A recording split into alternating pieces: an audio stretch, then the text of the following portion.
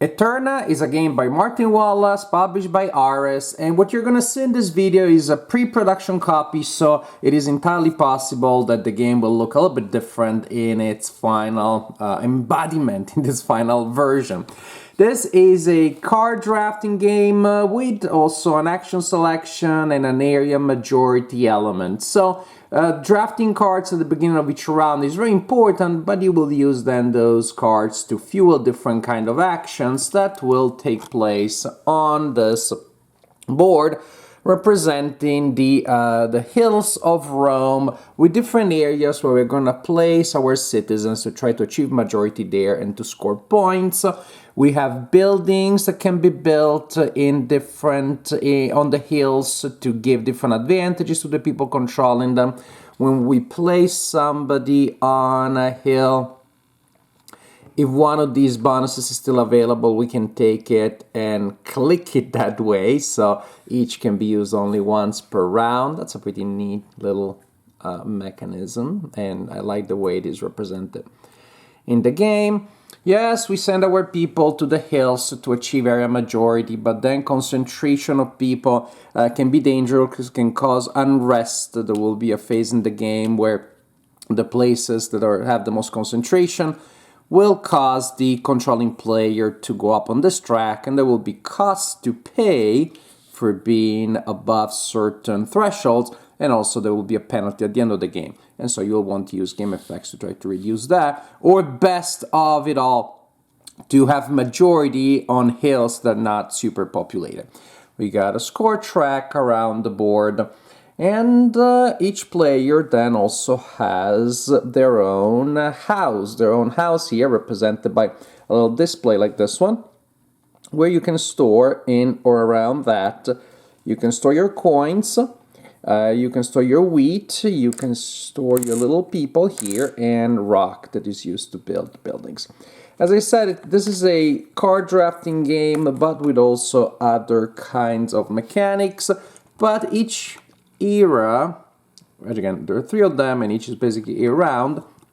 We'll start with a card drafting phase. There are 2 kinds of cards. You're gonna put 3 of a kind and 2 of another, and you will form a hand of 5 cards, and you will give such a hand of 5 cards to each player. So again, with a specific division between the 2, and then each player will select one, pass the cards or receive cards from the other side, and so on and so forth, until each player has 4 of those 5, and the remaining ones that were left behind will be placed here on this section of the board, because they can be activated using some of the advantages indicated here on the board. And we have specific decks of cards for the first phase, for the first round, and then for the second and the third. Each phase also has unique characters that have a certain cost. To recruit that character, you need to pay that cost, and certain advantages indicated there. Again, there is a good number of them, but only 2 will be available in each round, and I guess I should have put them there, but that gives you a sense. There you go. There will be 2 available each round.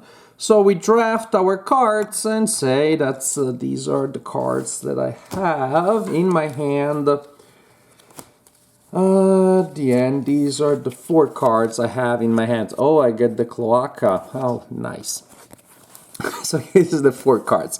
Now, players will start taking turns in an order indicated by turn order markers. There, I only have the green one, but of course each player would have 1 there. And so we simply resolve that. And each turn, the players will take an action. You have these very, very nice player rates here. You go around taking an action, one of these available actions here, until you decide to pass, in which case you take your obelisk here and you place it on the leftmost space of the bottom of the track, which means that the order will change from round to round, possibly. The sooner you pass, the earlier you go. the following round. So some of the actions are super important. What is the point of collecting those cards if I'm not gonna play them? To play a card, I need to pay the corresponding cost. Here, for example, I need 2 coins and a piece of stone. I'm gonna get some change for that. And then I simply play it in my play area. Now, some cards will give me a one-time immediate effect. They have a little lightning bolt. Some cards, they have a permanent effect. They apply whenever the condition is triggered. Some cards can be used once per round, and you tap them once you use that effect, and you will untap them at the end of the round. And so, for example, this is what the card would give me, plus other rewards such as, hey, I get a person from the general supply into my house display that I showed you earlier. And the same here we need to, when you are moving out of the city, usually the cost is people because you're sending them out of town. They can be quite profitable. As you can see, these are some of the things. It can also be that indeed you're starting some stuff so that by collecting a lot of resources, you are causing unrest. You remember the track that I showed you earlier. But that's the idea for playing cards. So pay the cost, place it in your personal area. It's important that you keep them there even after you have resolved maybe the one-time effect, because you will want to collect different symbols. They'll be worth points at the end of the game. Also, playing cards of the same type as you already did, so this time with the same symbol there, will give you money. So that's the trade-off. During the game, you want to play a lot of cards of the same type to collect money, but they don't score you points at the end of the game because you want variety at the end of the game. The more variety you have of those symbols there, the more points you score. So one of the options, play a card, pretty simple. Another option, if you can use your action for the turn, if you have the resources to collect one of these cards and gain the advantage indicated there. Another option, build a monument. You need to commit one of your little people here. I call it little people because for some reason people started calling them that when we were playing the game, which hadn't happened with other meeples. You commit that one, you pay stones, and then you can build, voila, one of these buildings, and they will enhance the value of the area where you place them.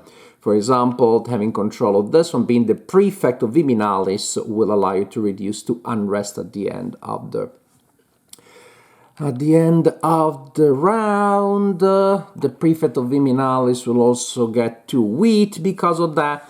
And of course, if you put a lot of buildings in one place, that will attract a lot of attention, and maybe somebody will want to steal it from you. And the buildings will be replenished at the end of the round. So we got new ones for next round. That's another action we can do. Other actions, again, is to try to take control of the hills. When you take one of your little people and you put them on a hill, if that is the first person to go there, first you put in the leftmost available space, and you have to pay 2 wheat. If it is not the first, but is the second person to go there, then you have to pay 1 wheat, only 1 wheat. And when you have somebody there, you put them on top like that. You stack them. And then each little person to go there after the second is for free. You don't have to pay wheat. As people place them, they will need to place them in the leftmost available space, and they stack them. And the idea is that the taller stacks will go to the left. So basically, if somebody now placed 3 of their meeples there, they will switch with me, and that would be on the left, and it would take me 4 now. So basically, whoever goes there first has to pay wheat, but will win ties because a single other meeple there is not enough to switch the position. So that's an interesting momentum of, being there, spending more, having occupied the place for long or longest. And so these are the actions. These are the actions, really.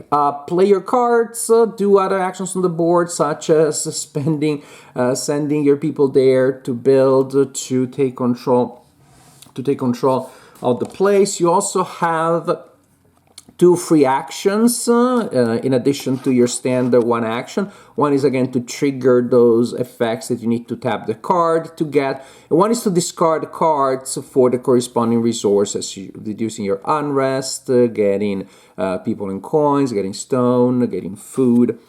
Once everybody has passed, and so all of our turn markers are here in maybe a different order, ready for next round, we have to go through a couple of phases of upkeep. One is we need to pay for the cost of the unrest that we have here based on where our marker is. We need to feed our people. Each person that we have requires 1 wheat, and for all those that you can't pay for, you gain 2 points of unrest. Not cool. We need to discard the old cards and get the ones for the next round out. We untap our cards, so we replenish the building supply, a couple of things like that, and then, well, then we're ready to go. We continue like this for 3 rounds, 3 eras. At the end of the third, we have the extra scoring that is based on those symbols that I showed you earlier. At the end of the game, also, remaining resources are worth the 3 points. You should have collected victory points from various sources during the game, from cards, for example.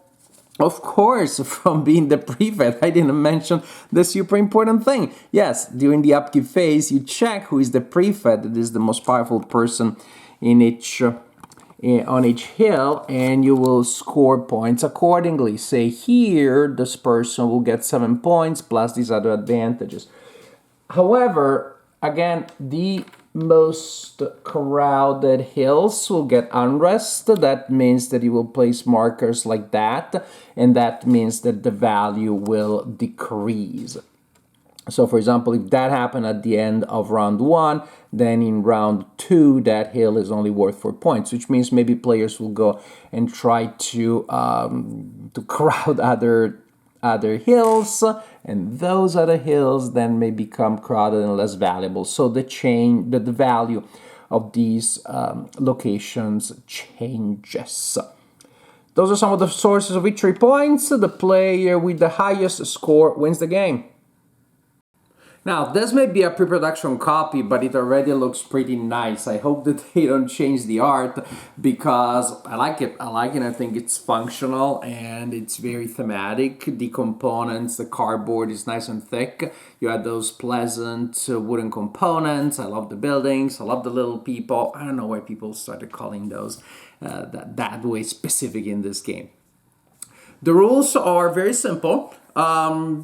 There are a couple of steps in the upkeep that may feel a bit laborious at the beginning, but you're going to have a player with a player aid or with the back of the rule book that has a sequence of various steps, and they just read them out loud and everybody does what they need to do, because ultimately that there's also that exciting moment in that phase in which you're checking to see who is the prefect, the controller of each hill with the various effects. That's when you collect, and all the effort that you put into putting those buildings out there and taking control of the place with the best buildings and making decisions about, well, this hill used to be great, but now the value is reduced. Still, no one is going for it. They're all going and crowding the bigger hills, so maybe it is still worth doing that. So actually, the game of figuring out the area majority is pretty neat, with that interesting twist that, the games of area majority, the more you have, the better it is. Here there is a tipping point. It's better to be strong where no one else is fighting you. That is true in many cases, but I built a lot of buildings and now the place is devastated, is reduced. So the relative value of things changes, and that presents interesting challenges. The card drafting element also at the beginning of the turn, but then you decide when to play those cards, and you're creating a little bit of an engine, because I need some resources to play a certain card, and I tap it and it gives me some resources. Now I can do that action, and thanks to that action I can collect that stuff. Oh, that has caused a lot of unrest, which will cost me later. Now I need to play this other card that may help me. the various elements from the card drafting, which you're already planning what you're gonna do. Yet it's not too cerebral, because probably you'll end up discarding a card here or there for resources. So you have incentives to plan your turn as you draft the cards, but not to become obsessed about it. Then there are incentives, of course, to play well and read what other people are trying to do when you take control of the hills. So I would say these three elements of the game, the card drafting, the area majority, and the resource and the generation of resources, they all come together very well, very nicely. It may feel overwhelming for players to play a little bit at the beginning, especially if you're playing with somewhat casual players. But then the game moves fast, because it's one action per player, and when player gets a sense of what they want to do, I'm going to place a person there, I'm going to play this card, I'm going to do this thing. It can move quite smoothly around the table, and downtime should not be much of a problem. So what we have here is a game that combines different mechanics and ideas that we've seen before. The result, it's not like stunningly different or innovative, but it's, in my opinion, is very well executed, very pleasant to play. So it's a nice enhanced version of card drafting that puts together other stuff, or you can think of it as an action selection game with some card drafting. But those elements come together very well, very smoothly, and the game looks great. So that also is a nice plus. Aeterna, not incredibly innovative, but very well executed.